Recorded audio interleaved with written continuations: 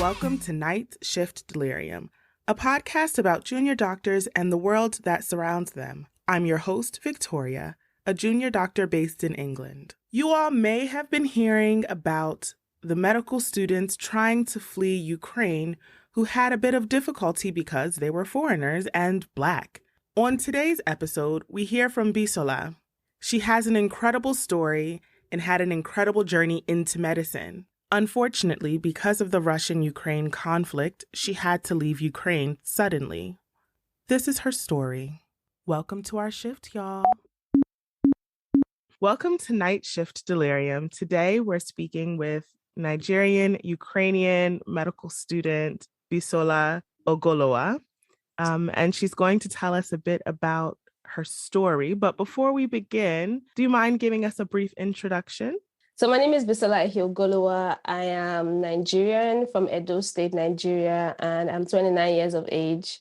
And I'm a fourth-year medical student in Ukraine. Okay. Ukraine has been in the news, as we know, because of the Ukraine-Russian conflict, which has led to the displacement of many, many students and people based in Ukraine. But before we get into that part of your story, can you tell us a little bit of why you chose medicine?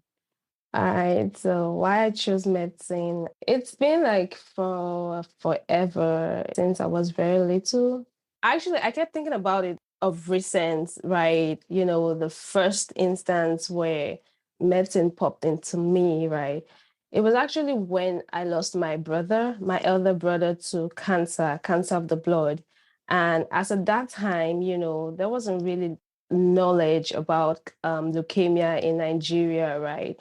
He died because of that. And there was one thing he told my mom in the hospital on the sick bed, and he said she shouldn't worry. So that literally got me for a very long time. I didn't recover from losing my brother for a very, very long time until, you know, I became a full-grown adult. So that was the beginning of medicine for me. I love helping people, so it's my way of helping people. And it's so intriguing, right? The way the human body works. It's so intriguing how you can just fix something and then the human body becomes whole again. The things that happen within the organs and everything, it's really intriguing. So that's one of the things that interests me in medicine. Wow, I'm so sorry to hear about your brother. I think that so many of us who experience loss in early years, and then that sort of continues to motivate us. Yeah. And that motivates us or helps us to pursue or continue our dreams of helping others. It's something that you hear, I've heard quite a lot of people say just in every day and definitely on the podcast. And, you know, you don't ever recover, isn't it? Like it always stays with you. But it serves for us as a very good reminder of what it's like to be the one that remains. And it definitely informs your practice. When you're, you know, treating a patient, you're thinking of their family as well. Yeah. You decided early on that you wanted to go into medicine. What was your journey getting into medicine from that point on? Okay, my journey getting into medicine, that's a really long, you know, from very little, okay, we all know it's medicine. That was just one goal, you know. And so after my high school, call it secondary school back home, after writing the WAEC, and I came out really awesome, right? So trying to apply for medical school in Nigeria, I didn't get medical school in Nigeria. I didn't get it. So finally, what they gave me was microbiology in Bingham University in Abuja, Nasarawa, Nigeria. So I did microbiology. I just went further to do microbiology because I wasn't really getting it, right? I wasn't really getting into med school. So I went ahead to do microbiology. And mind you, before I did microbiology, I had to do it's kind of like pre-med, but we call it remedias in Nigeria. So I had to do remedias for a year plus, and then I got into microbiology in another school that was in Nasarawa. I said, okay, why not? I love microbiology. I mean, and then it would help me to further to go into medical school, right? it would help my resume and all that. And I ended up falling in love with it. So I went further. I did microbiology 4 years, but there was never a point where I gave up on doing medicine. So after doing that, that was when 2013, I graduated with microbiology, and then I got opportunity to study in Ukraine medicine, because I was applying to different countries, right? I did Caribbean and whatnot, but Ukraine came along and it looked really, really like straightforward and perfect. So I went ahead to Ukraine in 2013, which was the city was Ternopil. And in Ukraine, there's a time frame, right? If you don't get into that time frame, you're going to start from few months language class. So I started doing language, that's Russian language. And it's even much better to start from language class because, Ukraine it's a Russian, Ukrainian speaking country. So I started doing the language. And then in 2014, where I was supposed to get into the first year medical school, then the whole war started, the whole dispute between Russian and Ukraine started. And then it was a little bit terrifying for me because I've never experienced war between countries, right? I never experienced it before. And it wasn't really hitting my city so much, but still it was, neighboring other cities, but then it was a little bit terrifying. So I then discussed with my mom, and my mom is such a person that she's been pushing me from day one to achieve my goal of medical school. So she didn't even stop looking for, because actually growing up, the last destination I had was the US, right? That was the last destination I had. So my mom still kept on pushing despite the fact that I was already in med school in Ukraine. So as of that time, then she told me that, oh yeah, she found somebody helping me, with the whole US, studying medicine in US thingy and all that. So that I got admission to study in the US. And I'm like, okay, so what am I doing here with the war and everything? There was no point of me staying in this country where it was unsafe when I got something better. So then I left Ukraine, came back to Nigeria to do the whole visa stuff. Then having almost been through everything was already almost done. Then that was when I was told that I didn't get into medical school, because in US, you have to first do a 4-year bachelor program, right? Then write the exam to get into the med school. I didn't know anything about that. I didn't know, that's why information is really key, but it has been done. And I'm like, okay, why not? I would do that, So getting to US. And then US dollar to Naira rate was really cool, right? It was really good. So getting to US, first year, good. I was really doing wonderful, in school and all that. So first year done.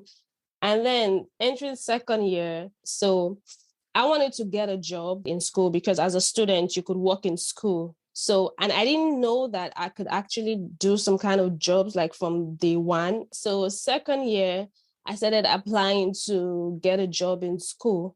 And I tried all that I could, but I didn't get, I don't know why. It felt like it was when it was my turn that it wasn't working out.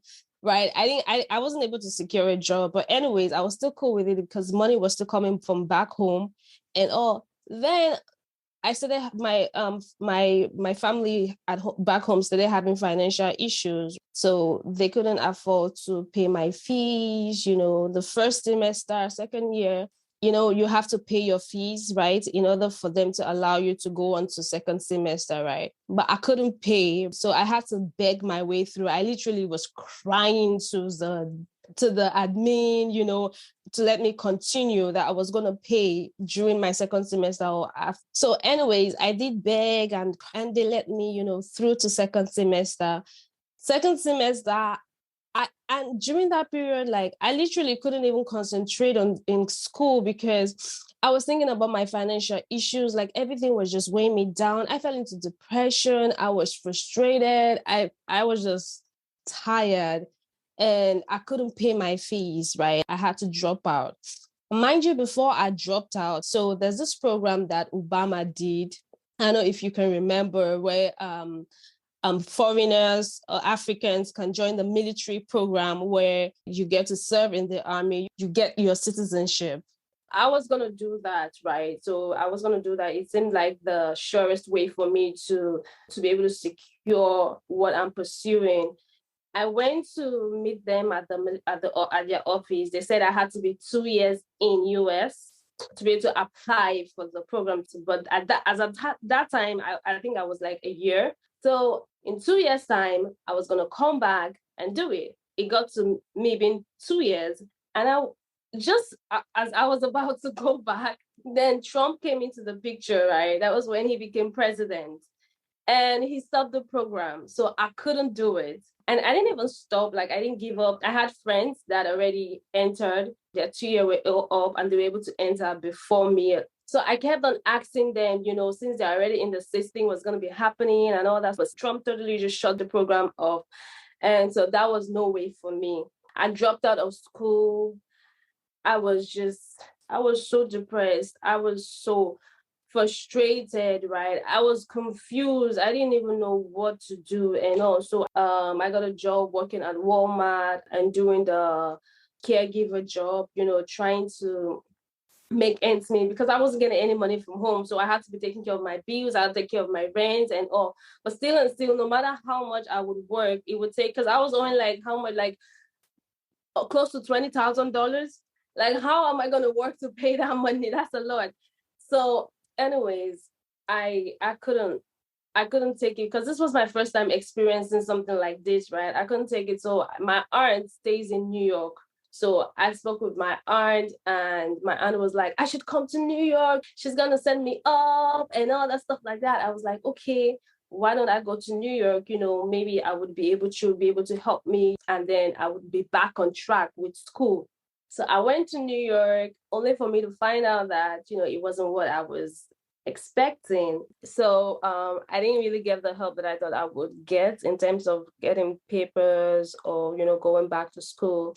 Anyways, I still didn't give up as I tried to do there's this Bible school. After a semester, 2 semesters, you're going to be out of status. So my aunt, when I newly arrived to New York, she took me to the lawyer that what would be my chances. And the lawyer was like, so it's either I go back to Nigeria or I go back to school, or if there's a reason why I can't go back to Nigeria and all. So I didn't really think much to it. So my chances were just slim because I didn't have the financial capacity to go back to school. So I tried to apply to the Bible school and at the end of the day, I didn't get in. Another door shut down. So, all right, I still didn't give up. I was still looking for what I could do. So I went to different lawyers to see if anyone could defend my case. And they told me that the only option for me was for me to get married. I said, okay, cool. So I went ahead to do the asylum, and then I got directed to go to court. Now, all these periods, right, I didn't even know how to carry on with life because it felt like I was just stagnant, right? I wasn't moving forward. I wasn't moving backward. I was just there. Like, literally, I couldn't see hope. I just thank God for God because if not for God, I really don't know how I would have gone through all that. It sounds so nice talking about it now, but in that period was like it was like I was in the wilderness kind of thing. So anyways, I don't want to go to court, have to defend myself and then I get deported. So I was like, it's better for me to just withdraw my case and just end it cleanly than for me to get deported. That would really leave a serious, huge mark on my papers. So another option for me was for me to get married. But, it came to a point where I sat down and I thought to myself, like, why do I have to go all this extreme just for me to get a papers in US?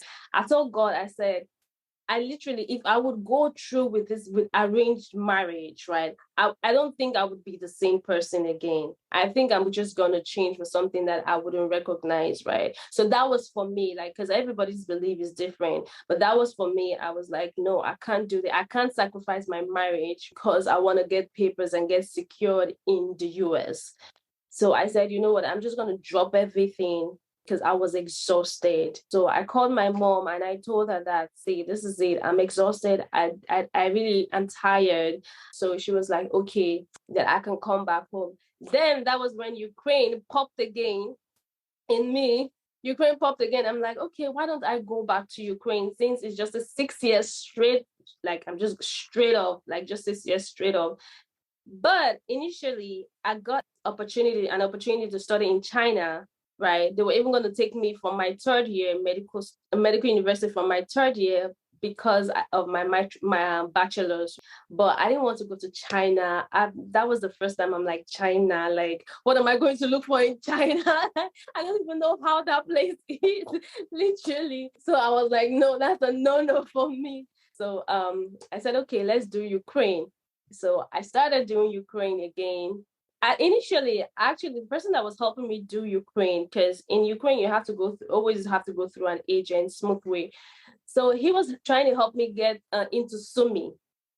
I don't know if you know Sumi now, because Sumi is popular, right? Sumi is where, as right now, is where Nigerian students really like suffer the heat of the whole war, right? Oh, yeah, yeah. Okay, now it's ringing a Yeah, bell. yeah.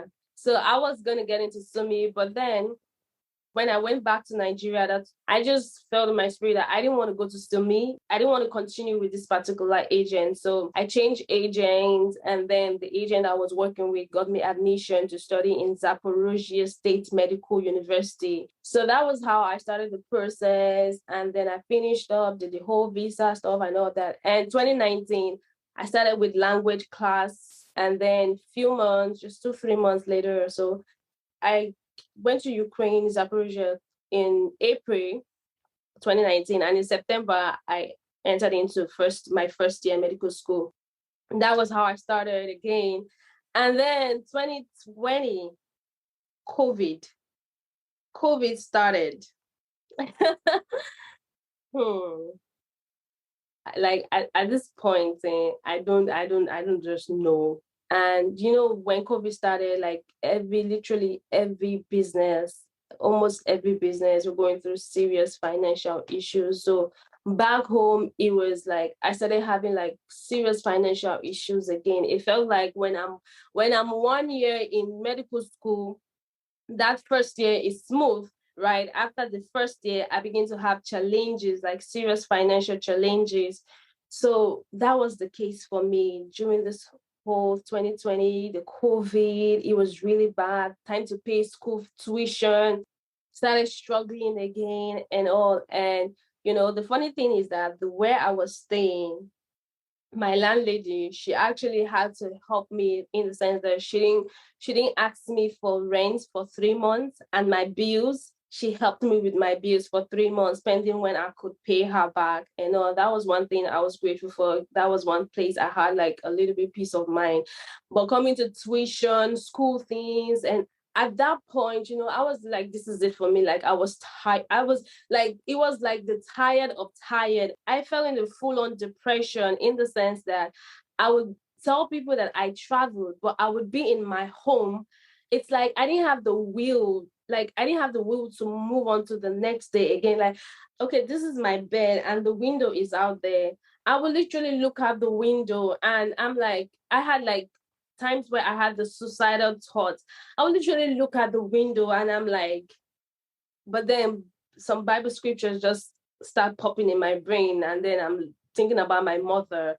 I'm thinking about how my mother is going to feel and all that stuff like that, and heaven and hell. So I don't even know. It was just through God that I just passed through that period. As of 2021, I was like, maybe I'm just going to drop everything and just go back home and do something else or something. I don't know. I went back home. I didn't even tell my mother nothing and all that. I just went back home. I was like, see, I'm just done, because I felt like every time I was into this medical thing, something would just happen. I know God loves me and I know the plans that He has for me are good and not of evil, but during this period, it's like, God, I'm not seeing that thing that you said you have for me. I know the Bible, I know God, I love God, but as of that time, like, there's no words that can quantify, how those feelings. So 2021, when I went back home, I didn't tell my mom, only my dad. And it was like, fathers, it was like, I should come back home, just, I know all that stuff like that. So when I arrived, my mom saw me, she was like, what am I doing here? I was like, I'm just here for vacation. I'm just here to, for break and all that. So as time went on, she discovered, and I told her that I'm tired. I was just want to do something else. I'm done. But I really thank God for the kind of mother I have. She knew that I was going to regret it later on, literally. She couldn't allow me to give up on it. So she kept on pushing me. She was like, you have to go back. And then, we came into a reasonable agreement, and I thought about it. I'm like, okay, you know what? I can't give up. So I came back to Ukraine again, 2021, October. I transferred to another school and, continued, started for my 4th year. And then everything was moving smoothly, wonderful. Then 2022. Okay, I will stop you there and just sort of, there's so much to your story. I mean, essentially, from childhood, you wanted to be a doctor. And then, it didn't work out going sort of the undergrad route. So you got a bachelor's in micro. Then you went and did, was it like a bachelor's in the US, or you were starting a bachelor's in the US? Yeah. And then, even before the US, you did Ukraine, then you went to US, then you've come back to Ukraine. And to be honest, at any point and at any stage, so many people would have given up. I mean, what you describe in terms of your symptoms of depression are so real. And I think sometimes we don't always hold space for that because we think, be strong, be this, be that. But it's not easy. Like, first of all, medicine is not easy by itself, and actually there's an incredibly high rate of suicide, depression, anxiety amongst medical students and medical professionals because the idea they push resilience and all of this, these words that are, so heavy, but we're human beings, and anyone going through even one of those things, much less all of them together, would maybe struggle, So, I mean, I want to, first of all, definitely commend you, but I don't even know that commend is the right word, but, I'm proud of you that you've overcome so much and you're still standing with a smile, with pleasant, a pleasant nature to you. And I'm not saying that you have to. And if you were here crying and broken, I also would commend you for surviving all that you've survived because it's really not an easy thing at all. And so to persevere, as far as you have, honestly, well done. I think this is probably the most that I've ever heard from anyone going through trying to become a doctor. It's interesting because now I'm on the other side. I had a journey, but not really anything remotely close to yours. And I always think, we always joke sometimes on this side, like, we worked so hard to get here, and then people come and tell us, COVID doesn't exist, or they insult you, or you deal with racism, or, all of these things. And you're like, gosh, should I really pay for, for this? But it's good to hear these stories and be reminded of the passion that pushes us and like the stories that push us. When you think of your brother, when you think of yourself and how you managed, people who have like important stories are such important doctors. Not to say that someone who hasn't gone through anything is also not important, but it provides a level of empathy and humanity that you can't learn in a book. You just can't. Life is the best teacher, and it really is true, including in medicine. So you're now a 4th year medical student, which means you have sort of the rest of this semester, and then you have, is it 5th and 6th year as well, or is it? Yeah.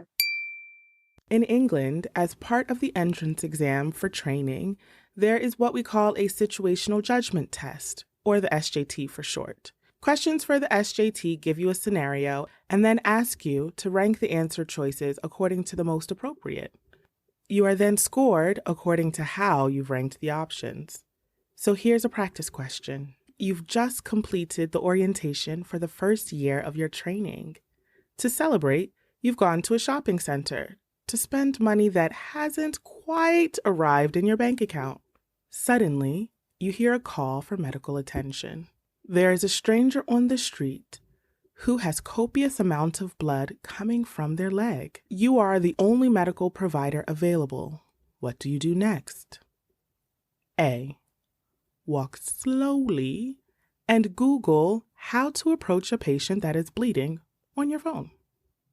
B. Phone a friend. C. Stop the bleeding. D. Quickly assess the scene and obtain a history and background of the patient. The answers are D, C, B, and A. In an ideal world, you would probably do a few of those things together at the same time. But the most important thing to do is assess the scene before trying to fix it. You never know if you're putting yourself or others in danger. It's important to make sure that you are safe. And then start with the basics. Use the foundational knowledge that you have to assess the situation. Then work on the problem at hand.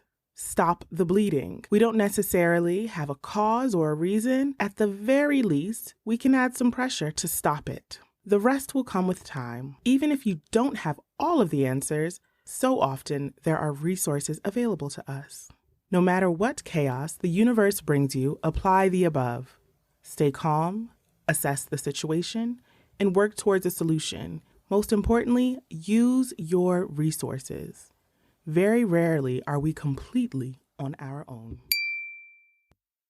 I guess the next question is what happened in terms of, we all know that there was this Russian invasion. We all know that there's been this historical sort of relationship between some people in Ukraine and Russian powers that be. What happened to you as you got news of this attack, and what does that mean for you in terms of your educational pursuits? Okay, so when this whole Russian stuff started, Russian troops were all around the Ukraine border. And, we were like, this is a normal thing. This is Russian, always doing Russian thing and all. And literally, I spoke with my mom. I said, you know what? Okay, there's this slang that people say, we die here. But as a Christian, I like to change my words. I say, I live here. So I was telling my mom, I said, see, there's no way I am leaving this Ukraine, right? There was no way I was going to leave again because I already left before. I'm not leaving again. I'm staying here. And my mom was like, no, you're not going anywhere. You're staying. When the whole thing started, we're like, okay, this is 2014, repeating itself again, no biggie. So we stayed. Then they said there was a particular day where Russia was going to invade and all that, like nothing was going to happen. Now, to be honest, it's not like we're just saying, we were actually really praying on it, actually really, really praying on it because, anything could happen still. So that day came, nothing happened. And see, it's Russian, nothing's going to happen. And then suddenly on Thursday morning, so my routine is that every morning, like 6 a.m., I have this prayer, church prayer online we do. Then after that, I have my personal fellowship till like 8 a.m. And also during that period, a bomb went off, like where people in Dnipro, because I was in Dnipro, heard the bomb sound. I literally did not hear anything because I was in my space. So after it, my roommate, because I stayed with 2 other people, their siblings. So the guy was like, he heard the bomb sound. All right, first of all, I went through my phone and then I saw missed calls, messages. I'm like, my phone is hot like this. So he was there. So I called and they were like, what's happening? I called them back. We're like, what's happening in Dnipro? We heard that Dnipro got shot, like bomb shot and all. I'm like, I don't even know what's happening. So my roommate was like, he heard the bomb sound like twice, one at 5 a.m. and one at during 6, 7. And I'm like, I didn't hear anything. My group mates, everyone was like, they heard the bomb sound and all that stuff like that. What is happening? Then we started hearing Kyiv under attack, Kharkov under attack, and all that. We're like, is this for real? Is this for, because it's like joke. Then we started hearing people saying that we should go get groceries, like the stores are filled up, people, the queue for ATM, the stores are filled up, we should go get groceries, we might be home for quite a while. And then curfew started, martial law started, let's go get groceries on Friday. So we went to go get groceries. We saw like the whole place was, the ATM was, the queue was really a lot. We couldn't withdraw anyways. In our mind, we thought we had enough cash. It wasn't a big deal. We were still like hoping like it wasn't gonna be as much as it is now. So we got our groceries and went back home. Then the Kyiv in Kharkov, it started escalating to other places, Ivano-Fransky. We're like, for real. Then, mind you, on that, was it Thursday, Friday? So there is a warning siren, right? So when they do it twice, the third time means it's for real. Like you have to go get into a bunker. So we already had the 2 sirens, right? We're waiting for the third one. So from that Thursday to Saturday, we could not sleep, we could not eat. Like we were so tense. And as at that time, we're like, every sound we hear, we're like, okay, is this a siren? Do we go look for a bunker? Like, did you guys hear? Like every sound we heard was a siren for us at that time. Is this siren? Like, I know that. And then there were so many group platforms, at that point, giving us information every second and all that. Like our brain was like working 24/7. Our brain, we were anxious, we were scared, we were confused, like, what's happening? What do we do? And then we stay in an apartment, so it's not like in a hostel where you have a bunker, you can go down into the bunker. So we had to look for where the nearest bunker is. And our nearest bunker was like 20 minutes away.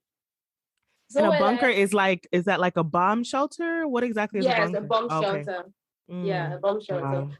So we were like 20 minutes away. I mean, if we had a siren now, before we would go to the bunker, God forbid, a bomb would have already hit. So I had to go look for my neighbor, talk to him, like, what's he doing, And so he was like the safest place to be in, because our apartment, in the sense that like we have our door and then we have the main door, right? So in between our door and the main door, he was like, we could stay there because there's no windows and everything. But I'm thinking, like, if the bomb hits, well, upstairs, right? It doesn't even matter if there's windows, like walls could be crushed. Yeah. And that was like a lot. That was like a lot. Ooh, wow. What are we going to do? Then we started hearing people going to Poland, but then the borders were closed. They weren't letting foreigners in. And then the roads aren't safe, because as at that time, like bombs were just hitting up anywhere. Like you just hear the bomb, this place is being bombed, this place is being bombed. So like being on the road wasn't even an idea, because you don't know where it's going to hit. It's just better to stay in your home. And then we were on different group platforms, my group, different group. We have the parents group. We have to be alert. So like literally, like how can we sleep? Because if the phone buzzes, we have to look, okay, what's happening now? So it was like a lot. But still, I still didn't want to leave, to be honest. I didn't want to leave. I'm thinking about my career, right? I didn't want to leave. No, but this is next level determination. I didn't want to leave. So my plan was that I was going to, because my roommate, the parents were like really, really scared. Okay, so my mom is that strong person that as far as I'm not tensed, as far as I'm not worried, she's good. She believes that, because I've been through so much, that she believes that even if I'm left in a hole, I'm still going to survive. So she wasn't really like that. So my roommate's parents were like so tense. They were like, why didn't you guys leave things? You guys should leave now, and all that stuff like that. And mind you, see, okay, the thing is that a lot of people would have left. I'm not saying myself, would have left before this whole thing started, but our teacher literally said, as at that time, we started internal medicine. So our teacher literally said that we're going to do practical, like we're going to have a practical class on site. Because mind you, classes has been online. On site, even Wednesday, prior to Thursday, when the whole thing started, she was still talking about on site. And you know how US were telling their citizens to leave, UK, their citizens to leave, like literally they were leaving. And we're telling the teacher, like, okay, see, people are leaving because of this whole thing. So what about people that have left? Are they gonna have like an absence? And she was like, yes, because according to the school, we're supposed to be taking classes, right? The school hasn't given her any information whatsoever for us to leave. So even leaving Ukraine, it's kind of not even proper, right? There was no contingency plan for this at all. Whatsoever. Wow. Nope. Like literally, like they were still in denial, right? Everybody was in denial. She was like, the school hasn't given her nothing. So our on-site class is still gonna, and I just transferred to this school, right? I didn't want to have absences because I wasn't really familiar with how the admin work. And besides, doing rework is just a whole lot. So I didn't want to have one single absence. I was like, okay, cool. I was and do my practical classes. Then, do you know that as at Friday, Thursday it all started. As at Friday, my roommate had a class online. Like the teacher literally called them to have a class online, and she told them they were still going to have a class on Monday. Oh my goodness. It was that crazy. This is insane. It was that crazy. And I'm like, okay, all right. So eventually, anyways, when the thing was getting serious, I guess that was when school started saying, okay, that for those of you that it's safe for you to leave, you can leave. For those of you that's safe for you to stay, you can stay. But the most advice we received at that time, like everybody should stay put because we weren't sure of the safety of being out there. And so everybody stayed put. So on Saturday, my roommates, their parents were like, leave now. The Nigerian are talking with the Russian, to cease fire, which literally that was so. They were like, they're going to send plane from Nigeria. You guys should go to where the plane is going to land, And I'm like, okay, first of all, how do we even go to where the plane is going to land? How do we even know where the plane is going to land? Which Nigeria is talking to Russia to cease fire? Like, is that possible? And the tension was just a lot. And literally people will tell you that, why are you so stubborn? You don't want to leave. Why are you staying there? And I'm like, do you love my life more than I love my life? Like, live to where? How? There was no transportation. There was curfew. There was literally nothing. How do you want us to leave? So on Saturday, transportation, we started hearing, okay, now trains now are leaving, trains are taking people to Lviv. Then from Lviv, you can get a train, to wherever you want to go to. It was Poland because everybody was Poland. And then I think then Poland started opening their borders for foreigners. So, okay, my roommates were like, they were going to leave on Saturday, but I still didn't want to leave. I was like, I'm not leaving, I'm staying. So my friends is you know what? This is like determination. I'm not for real, legit. So my friends in Zaporozhye, right? Because I was keeping up with my friends. Some of them they were like, "You're gonna stay," and I'm gonna stay too. And so my plan was that I was gonna move to Zaporozhye since my roommates were leaving. Move to Zaporozhye and stay with them, so I'm not alone. This period you shouldn't be alone. So that was the plan. So I told my roommates were like, oh, okay, cool. They're going to go with me. And instead of them leaving and staying, so like, okay, cool. Then on Saturday, we're going to leave. And mind you, our pastor, he also, because before then, he wasn't leaving, right? So on that Saturday, he also was leaving, right? Leaving for the train station. Like, okay, but we're still going to go to Zaporozhye. Then our friends in Zaporozhye started telling us, oh, that the Russians are coming to Zaporozhye. I'm telling you, it was that crazy. It was that crazy. So most of them, they were like, they're leaving, they're taking the train because now there is a train from Zaporozhye, it's a free train to Lviv or to Romania straight, because now there's Romania, or to Romania straight and all that. So we're like, okay. This is our cue to leave, finally.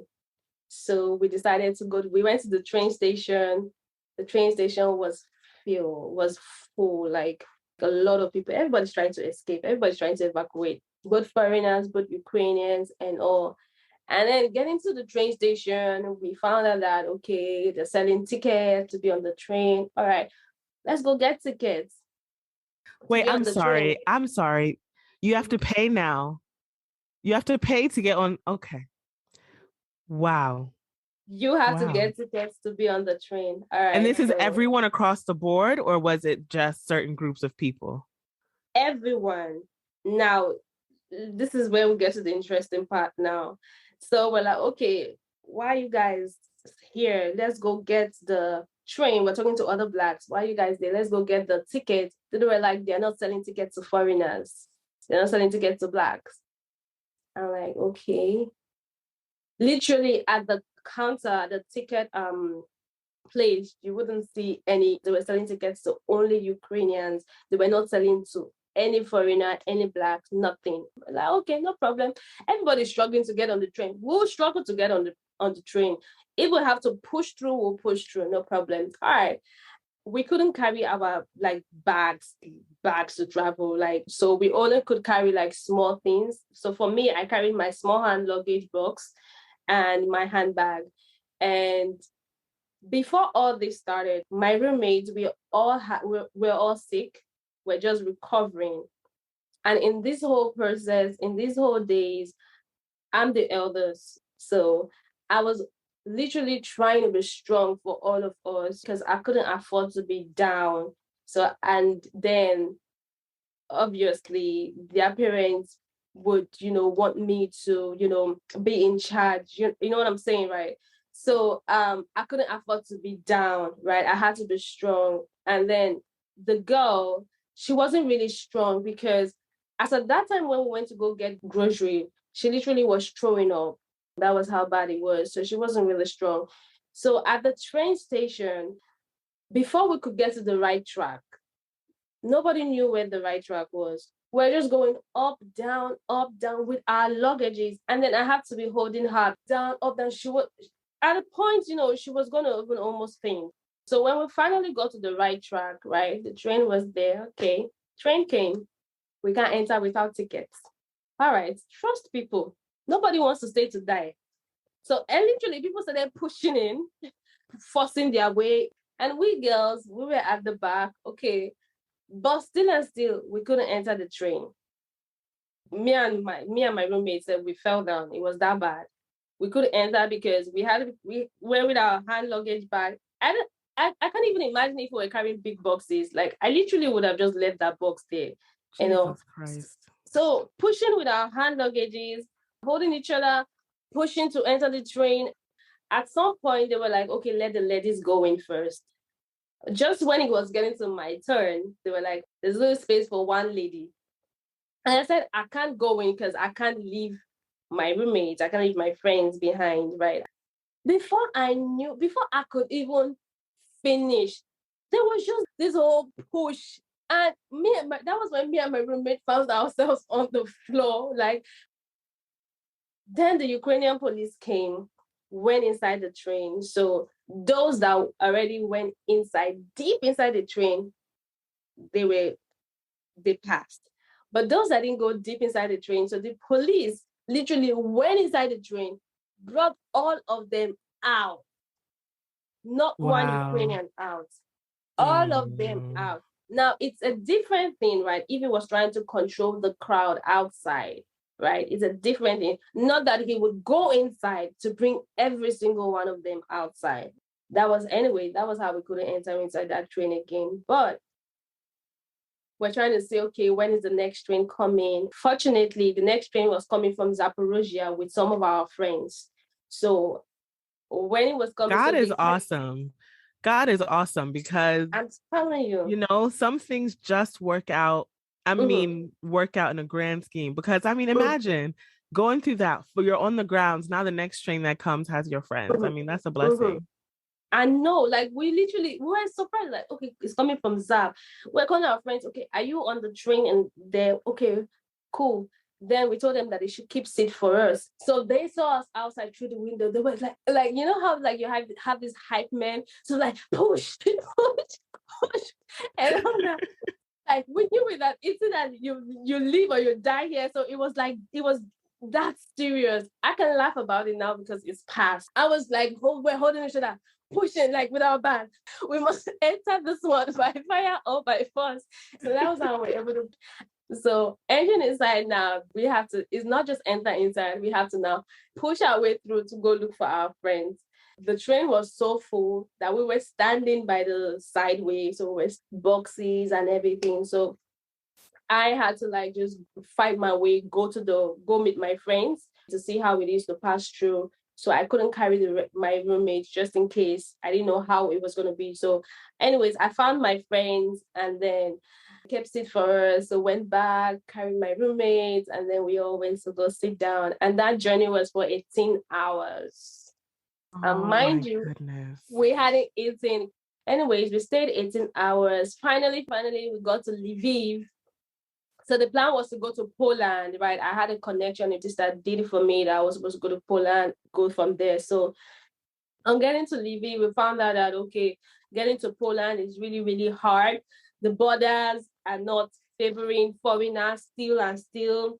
If you want to get on the train, you have to get tickets too. And all. It was just so much stress. So all of us, we decided, okay, that was when Hungary came into the picture. Like, okay, Hungary is a surest way. And if you're going straight to Nigeria, Romania is the surest way. So, okay, my roommates are going to Nigeria. We're not going back to Nigeria. Like, I literally, Nigeria, going back to Nigeria was not an option. Never an option for me. I said, no, okay, rest of us, we're going to Hungary. So when we got to Lviv, fortunately for us, like I said, that train was full of our friends and most of our church members. So, and there were a lot of guys, right, from our church. When we got to Lviv, we didn't have to do much, us ladies, because we have a lot of guys. So they were the ones, we'll just be following them, looking for the train that would take us to another city, which immediately after you enter into Hungary, our plan was to go to get a train first. So the guys helped us somehow, got a train for us to Uzhgorod. They literally were standing outside helping us to get inside and all. So that was how we were able to get on that train peacefully. Funny thing is that they themselves could not enter into the train because at that time they said the train was full, which literally, trust me, was a lie. The train was not full, nothing. We got on the train and then this literally didn't want to stand up for us to sit down.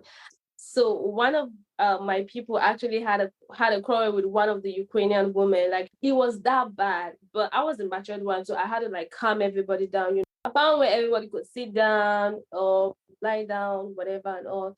So this Ukrainian lady saw that I was helping everybody settle down, and funny thing, so nice woman. So she was like seeing me helping everybody settle down. So there was a bed. So she told the other Ukrainian people that they should come. She started arranging, removing everything so that I could lie down there. So that was how, they made a space for me to lie down and everything. And I'm telling you, very nice.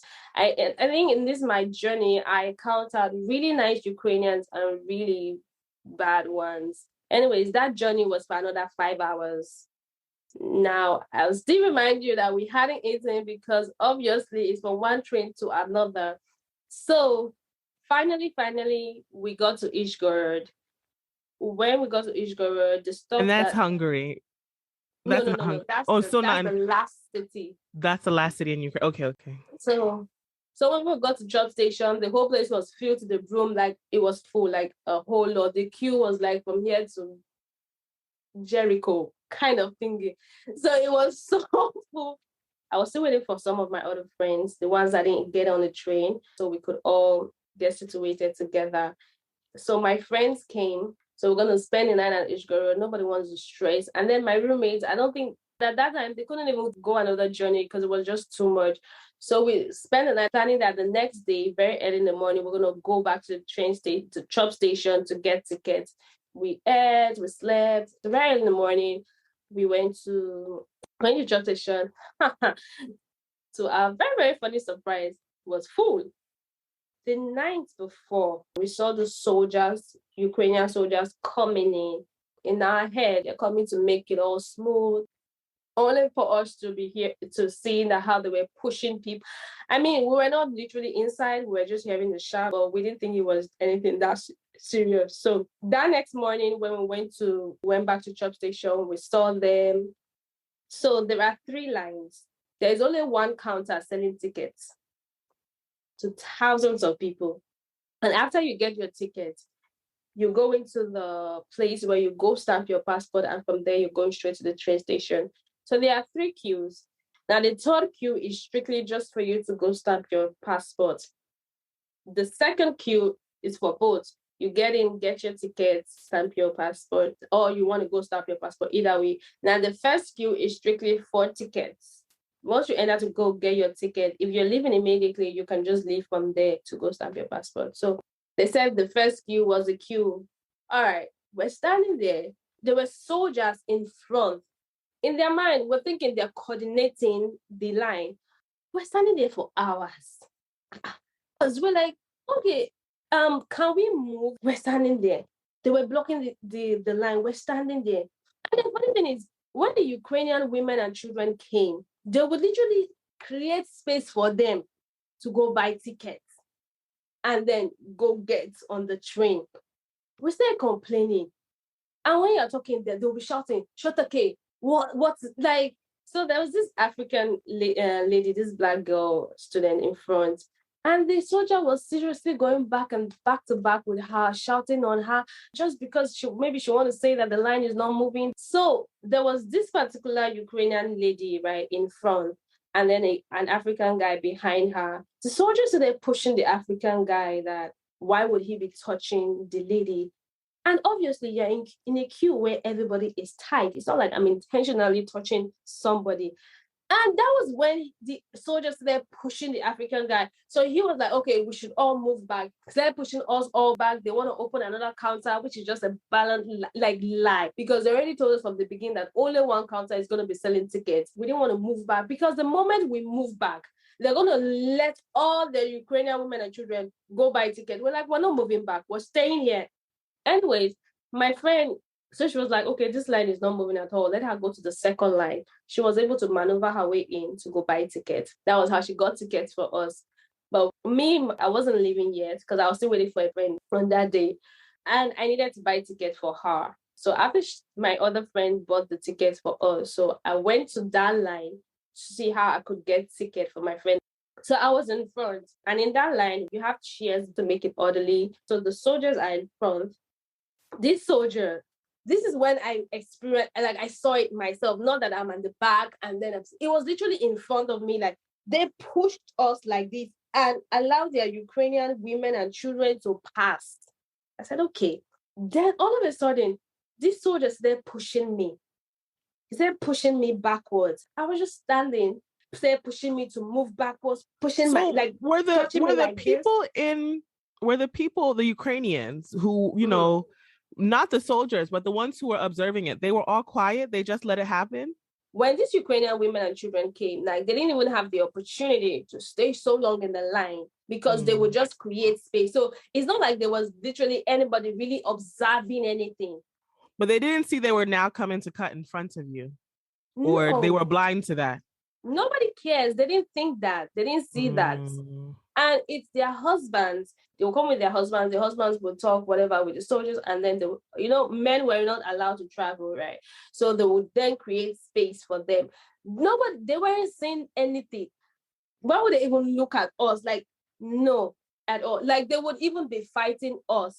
It was so bad. Like, I'm like, you're pushing me, you're touching my breast and everything. I started shouting. I was shouting. I was like, why would you be pushing me? If it was your Ukrainian women, would you touch them like this? I mean, you guys create space for your Ukrainian women to pass. What am I? Am I not a woman too? I was shouting, I was screaming. And then the other soldier then stopped him, like calmed him down and told him, I think what he said was like, I'm a woman, I'm saying I'm a woman and all that. So that was when the whole thing then stopped.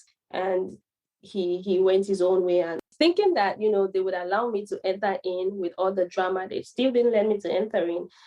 Anyways, as time went by, I was able to go back, get my ticket, and I got my ticket and I left. I was done. So my sister had connected me with a Ukrainian lady whose mother was in that city, but she and her husband and her child already traveled to the US. So she was like, she would accommodate me and my friend. We ended up being four. She was like, no problem. She was going to accommodate the four of us. So I and my friend went to her place. The mother accommodated us. She gave us food to eat. She gave us clean towels. She was the one that was like, like she wouldn't even let us sit down. Immediately we came, go take a shower, go and eat, made the room for us, spacious room. When my friend came, she took her into, did everything and all that. As of that day, the taxi, the boat guy that we took was a Ukrainian guy. He was really nice, took us to anywhere we wanted, anything we wanted to do.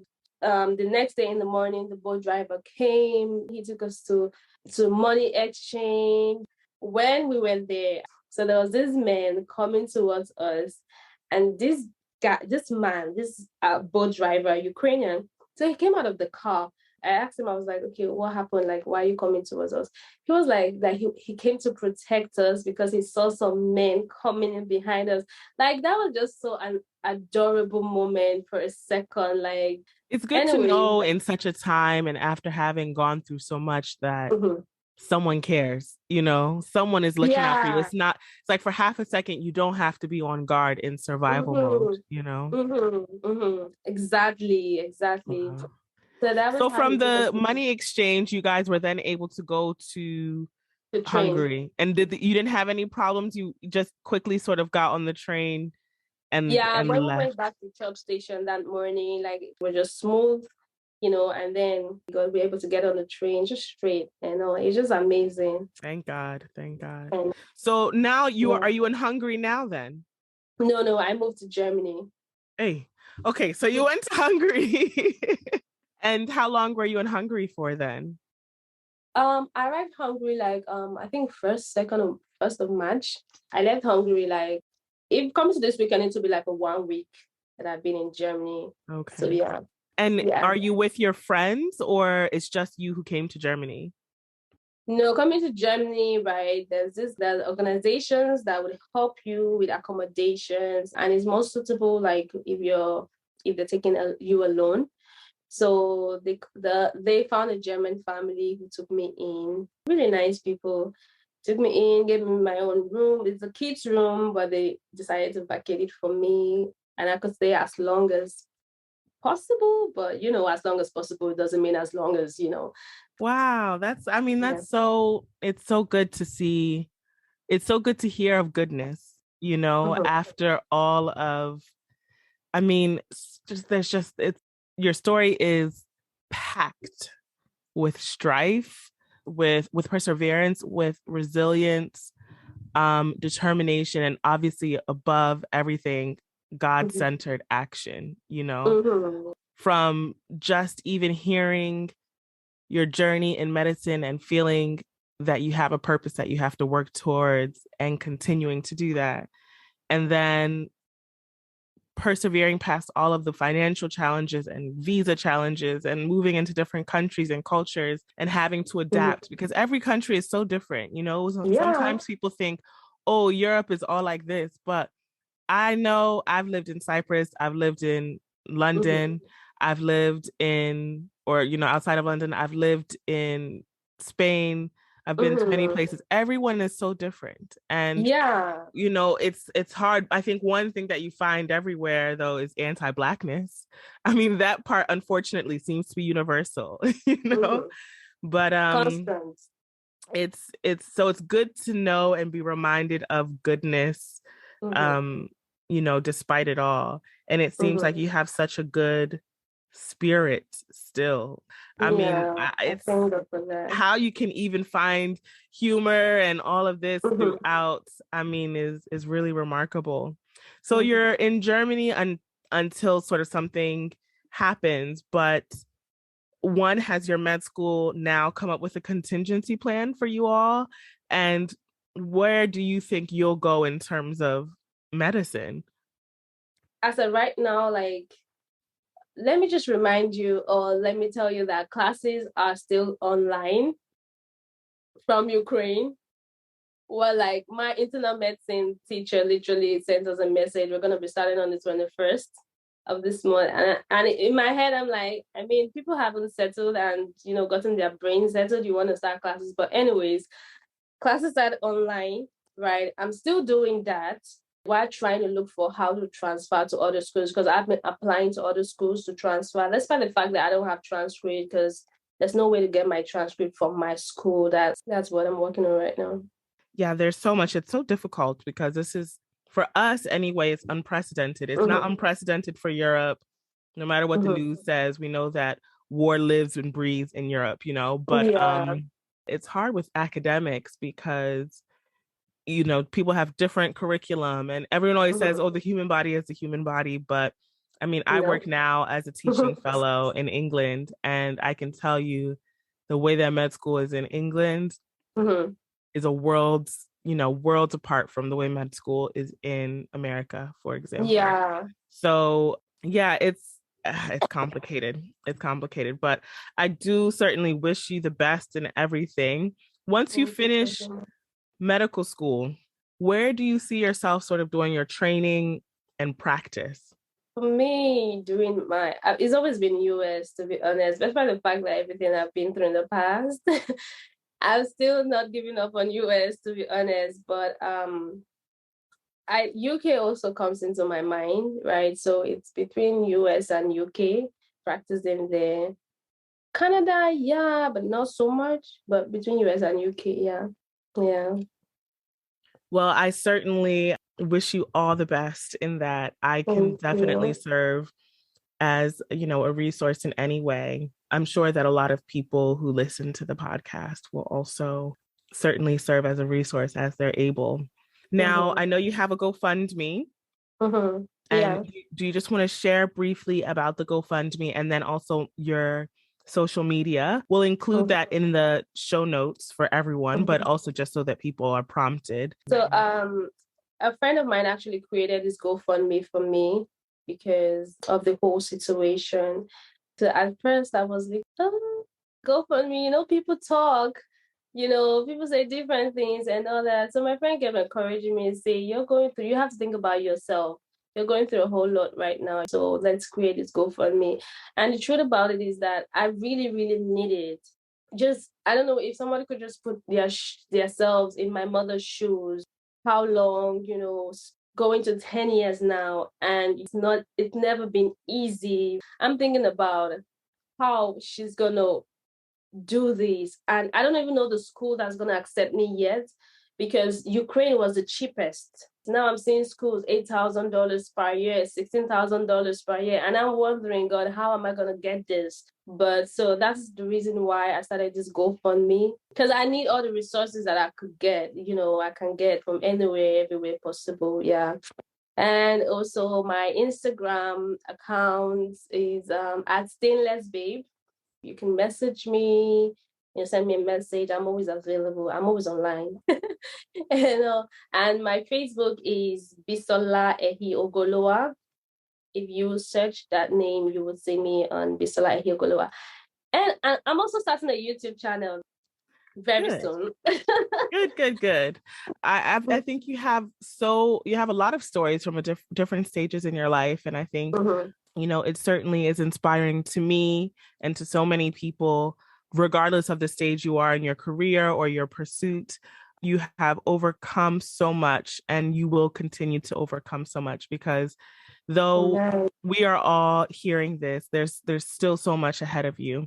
And we know that, and we're going to keep you in our prayers and keep all of your friends in our prayers, because, the journey is in many ways just beginning, but we know that with God at the forefront, it will all be well. Okay. Yeah. Is there anything else that you'd like to share that you didn't get a chance to say? Trust me, in all this, I lost a lot of friends. You will hear them say things that she isn't focused. Other people go into the US and make it, but she went and came back with nothing. And I look at myself and I look at what I've been doing, what I've been going through, and you're telling me that I'm not focused. Yeah. It's 2021. 2021, I lost like that was when I realized that I had to cut like expectations of people. And when you don't have such high expectations from someone, you can't get hurt.